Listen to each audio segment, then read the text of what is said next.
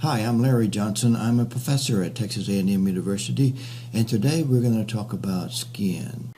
Hi, I'm Larry Johnson. I'm a professor at Texas A&M University, and today we're going to talk about skin. We're going to talk about the granules of the epidermis, that is the epithelium of skin, the features of the lip, tongue, and we'll end with some questions. There's different types of granules in skin. And those are important in the function of skin. One is the myelin granule, and that's the one associated with, produced by the melanocytes and passed on to the keratinocytes, and that's the one associated with UV light reduction on the basal cells. Then there's a membrane coating granule. Here we see a membrane coating granule, and that's located right in the stratum granulosum layer, and that cements it between the cells, and that's what prevents desiccation. And then we have the keratin granules, where we're seeing the stratum granulosum, and that's really the matrix of the cells, which are really mostly tonofilaments that you have.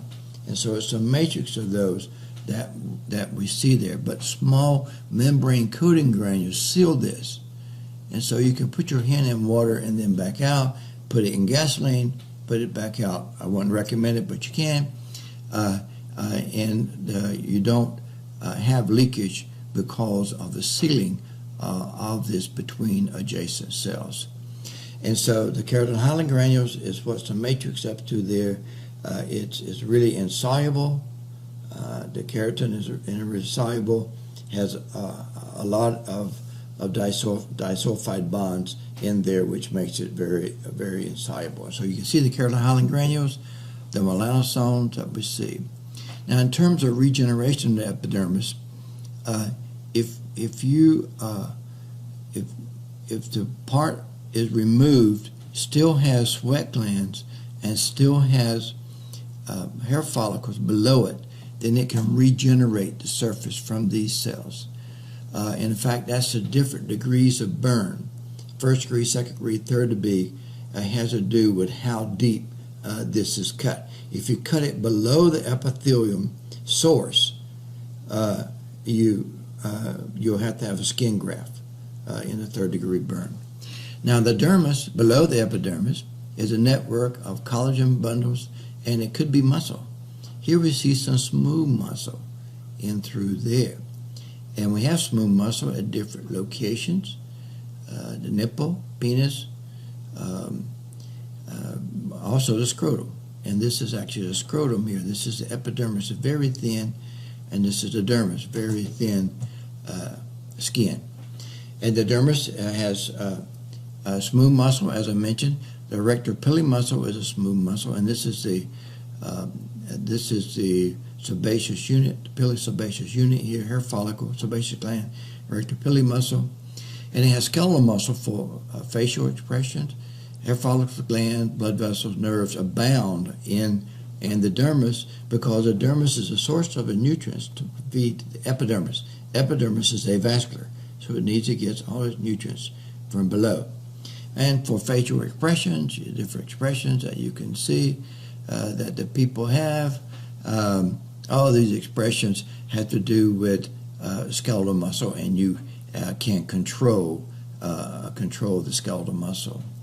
Now, some stratified squamous epithelium on the outside is keratinized. That is, have a very thick stratum corneum. However, if it's in a wet surface, and this is the lip, this is the muscle here, but this is the lip, it's non-keratinized. In other words, instead of having a stratum corneum in through there, the nuclei of the cells go all the way to the top. Normally in keratinized epithelium on the outside, the outer layer, stratum corneum, the cells are dead, but not so in the non-keratinized. And here we see a sheep, a lip. And so here is the hair follicle. So this is keratinized epithelium here. And then right in through there, it changes. And so here you can see non-keratinized, non-keratinized up here, which is going into the oral cavity. And you can see nuclei all the way to the surface. But this is a keratinized, and you see a thick stratum corneum located in here and here.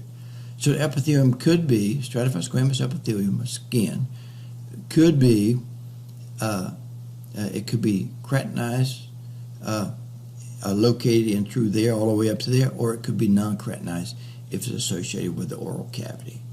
And we can see that in the tongue. If you look at it, it's mostly non-keratinized. There are certain places, the filiform, if you've ever been licked by a cow or by a cat, you know that they had to have some keratinization to be such a rough surface in there. And here we see the tongue of a monkey, and we see the filiform papillae projecting up through there, and you can use the atlas to see the fungiform, the filiform. This is the one that doesn't have taste buds, and it's associated with moving the food under the teeth, which is the purpose of one of the purposes of the tongue.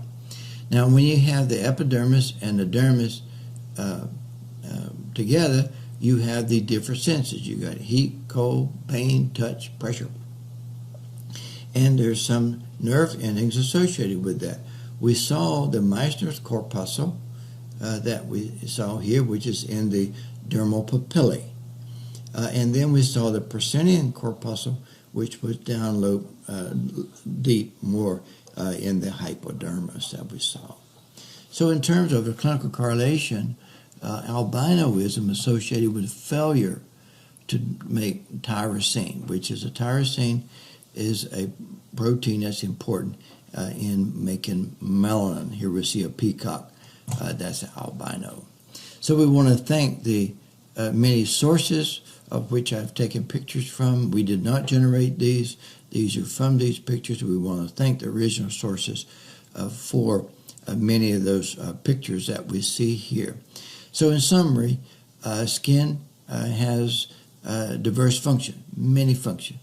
And it protects you against desiccation.